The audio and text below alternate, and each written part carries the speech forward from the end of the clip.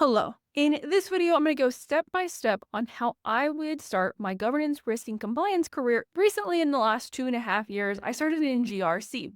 And so this is what I would have wished I had known if I were to start over. If you're wanting to go even deeper, I do have free training below that will walk you through everything you need to know to change your career to GRC in cybersecurity. If I was starting over, now the first thing that I would do is I would make a commitment. I suffer from indecision and it's a big problem. Going back and forth on something takes an incredibly amount of energy. Make a decision that you're going to do governance, risk, and compliance, and then cut off all other decisions. And then if it doesn't work out after 3 months, 6 months, 12 months, you're like, I really hate this, then cut it off and then choose something else. And just by making a commitment, you're ahead of most people. The next thing you need to do is you need to create a roadmap on how to get there. Now, I do have a free training below that goes through every single thing in depth of what you need to do. So check that out below. The next step after I learn this is, if you have no previous experience, IT experience, or cybersecurity, is you're going to want to learn the fundamentals. I used to say IT fundamentals, but now I'm going to say cloud fundamentals because you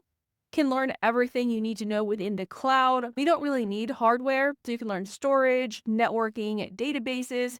You can learn about compute power and single instances and things of that sort, virtualization. You can learn about network security, all within a free account on Azure or AWS. Azure is a little bit more friendly in terms of user interface for a beginner, so you may want to start with Azure. The next step after learning IT basics is that you're going to want to learn the governance, risk, and compliance fundamentals. This means you're going to want to know the difference between a standard, a policy, and a procedure. You're going to want to know what governance even means, what a risk even means, or what compliance means. You're going to need to know different regulations and businesses and how that applies, and along with different fines that each industry has. Not to have a shameless plug, but if you have no GRC experience or no IT experience, I do have a 100-day GRC challenge that walks you through the fundamentals for cloud and also the GRC fundamentals. After you go through all 4 of these things, then you're going to want to choose an industry. Within this space, if you're already working, I would just choose the industry you're in, but the biggest spaces are going to be healthcare. That probably has the biggest growth rate. There's also government. There's also the payment card industry, financials, there's banking.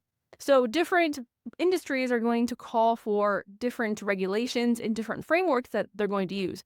So that would be the next step. So step 5 is choosing an industry. Step 6 is learning the regulations and frameworks and terminology of that. Some examples are, if you are in government, then FISMA and FedRAMP are really popular. If you're a government contractor, then maybe CMMC. If you are in the payment card industry, then that would be PCI DSS.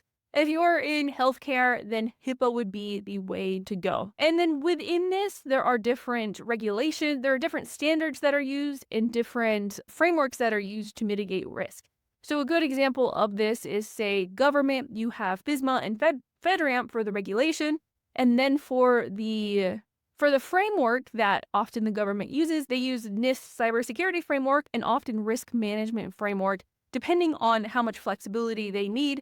And then from there are different standards. So for the federal government, it would be NIST 800-53. Now, if you were a government contractor, you would have to comply with the standard of NIST 800-171, which is like a lightweight version of that. After going through all of this, you understand the regulation, you understand the industry. The next step after you go for your governance, risk, and compliance or GRC career in cybersecurity is that you're going to want to create credibility for yourself. Now, what do I mean by that? You are going to want to prove to people that you know what you're talking about, basically. So there are many different ways to do this. The traditional way is getting a degree. Like, a degree is basically a knowledge audit saying, I did this, I'm pretty competent in this type of topic, so I have the aptitude to complete that. There's also, in cybersecurity and GRC, there's also certifications. The most popular GRC certifications are the ISACA, CISM, CISA, and then CRISC. And so those are the 3 top certifications for GRC. And then there's also the ISC squared, CISP, or CISSP. That's also a really popular one. If you are a beginner, I probably wouldn't go for it. But if you have technical experience, you can definitely study for these, and they would 100% help you start your governance, risk, and compliance career and teach you those necessary skills. Now, another way that you can also do this is you can network with people. So if someone thinks you're credible and they like you and they have an opening, you could just bypass all of the credentials and you could just land a job because you know someone.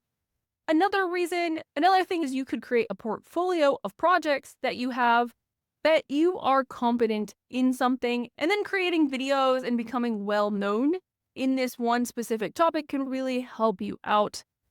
You could create a portfolio around the exact job description. For instance, it could be like creating policies. You could create a whole network on your own and then create policies to go with that network that you made that's adhered to like NIST 800-171.